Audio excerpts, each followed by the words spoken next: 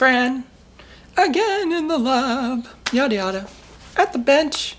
Quick little video because I started doing Frantone themed videos, and they're actually pretty popular, and people are very interested to know more about Frantone kind of stuff. So I guess I'll be introducing, regular Frantone themed content into the stream, and one of them is going to be this one about making custom-made assembly jigs when you have production work that you have to do. Because when you're doing things one at a time by yourself, you may not necessarily have to build any kind of special tooling to do that if you know what you're doing and you just kind of want to do it.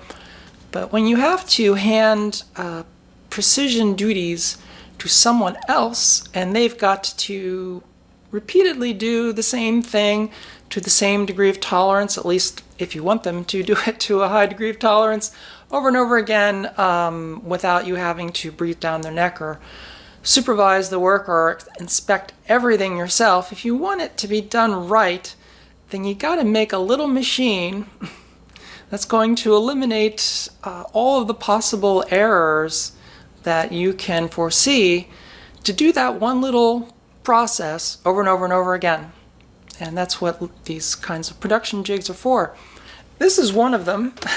This is one that I made for the more recent runs for PCB filling and production, because they were filled by hand and wired by hand. And one of the critical things about the circuit boards, well, this is the way they come. This is a small panel, but they come panelized like this. You get them from the fab house. And these are made in Philadelphia. I made a video before about the company Fine Line that did all my production of circuit boards these last runs in recent years. And this is the way I would get them. And they would actually assemble these and fill them and solder them in the panels like this. But then when they were going to actually do the last part of the process, which is to attach the switch, they would break the individual boards out of the panels, and then they'd have to use my little device to align the switch to make sure that the circuit board would be down flat and level and be perpendicular to the switch. And that was important because the way my pedals are assembled, the switch actually holds the circuit board. So it's very important that the circuit board be mounted to the switch completely level. It can't have any angle to it. If it wants to, if I want it to be mounted into the pedal correctly. And so I had to come up with a little machine so that this particular part of the process could be done repeatedly without any errors. Okay, this is kind of it. It's just a piece of melamine board. It's basically made of scraps that I had lying around. Piece of hardwood, piece of aluminum.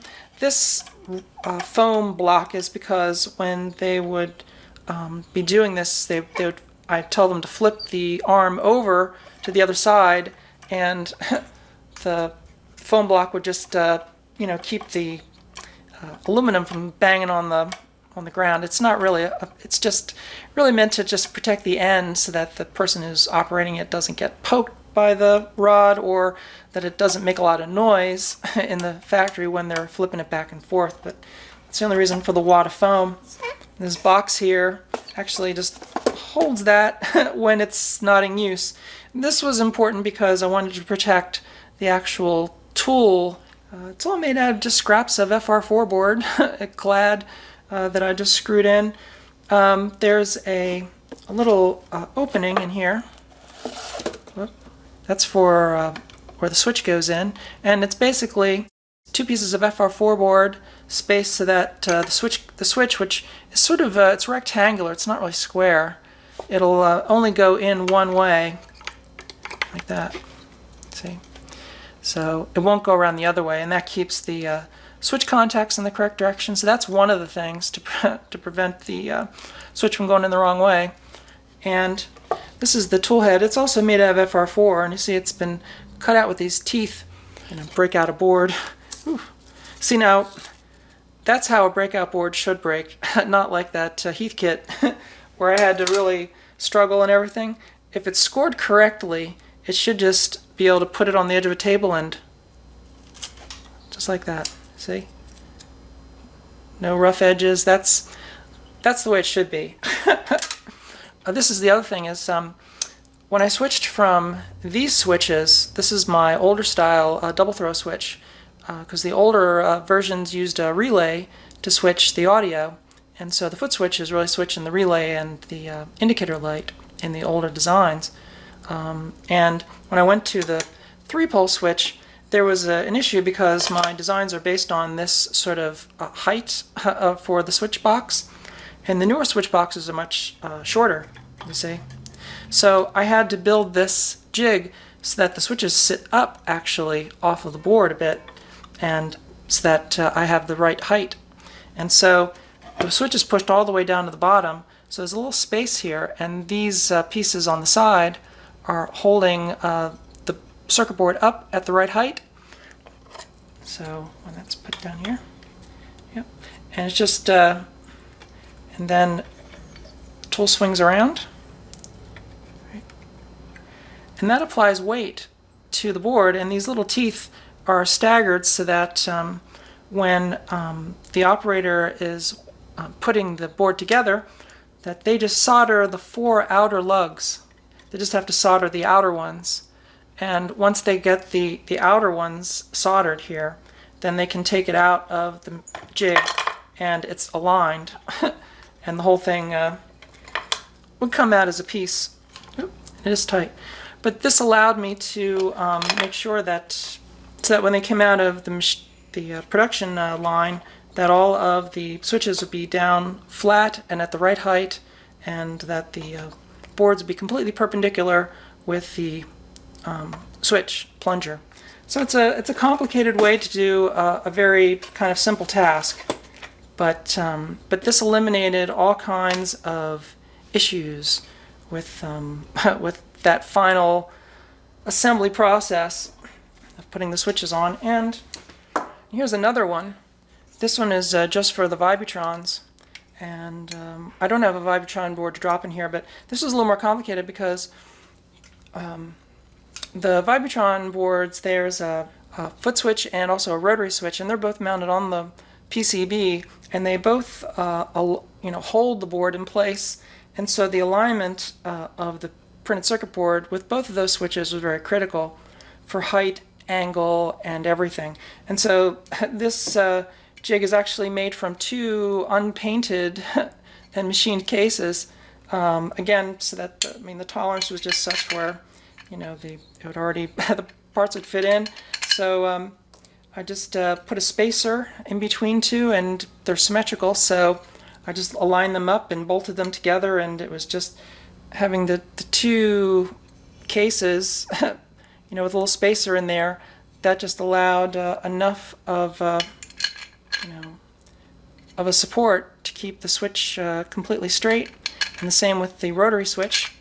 And then these wooden inserts would basically have the circuit board would go up against these flanges, and it lock in. And again, this is kind of delicate. It's not robust, but it's not really supposed to be. It's really just for that final hand fitting.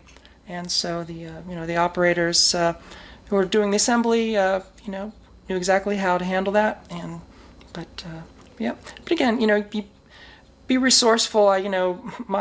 I've always made my custom tooling out of very simple things, spare cases and such that I've used a lot as like little tools and whatnot, because they already have all the machining done, and that's the unglamorous life of a production assembly jig.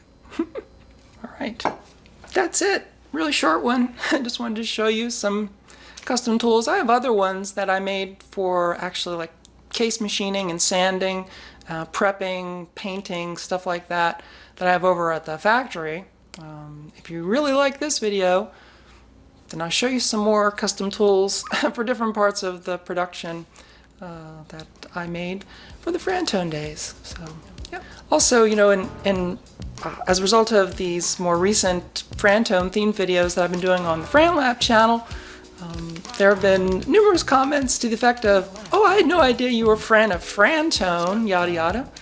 So, to all of you getting on board on that, welcome.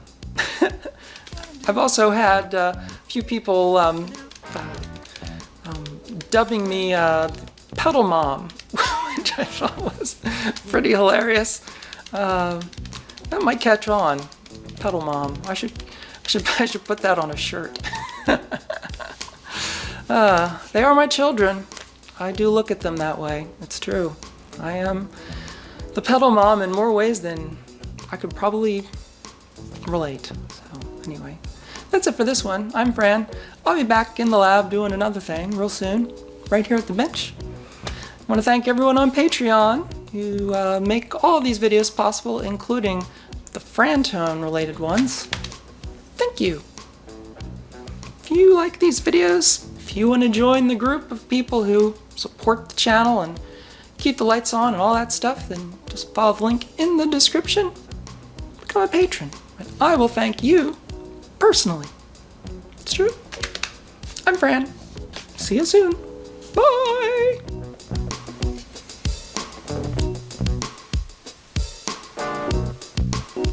In the lab. That's where I work. In the lab. Go berserk. In my lab. That's where I work.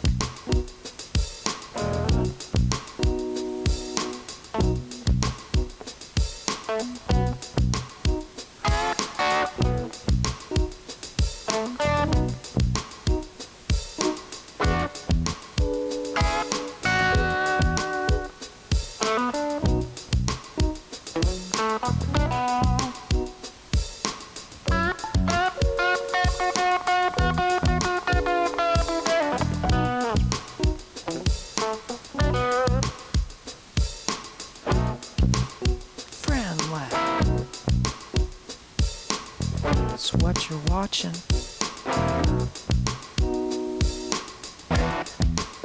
FranLab.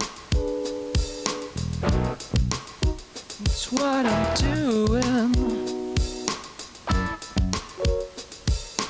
Working at the bench again.